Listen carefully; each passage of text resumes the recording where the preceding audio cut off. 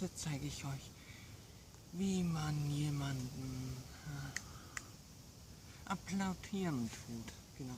Klatschen haben wir ja schon. Nun kommt der Applaus.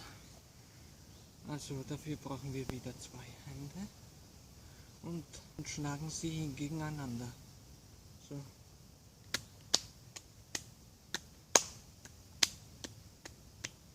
Oder so. Oder auch so.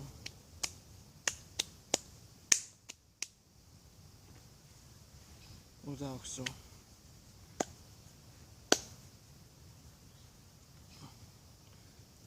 Natürlich kann man es auch so machen.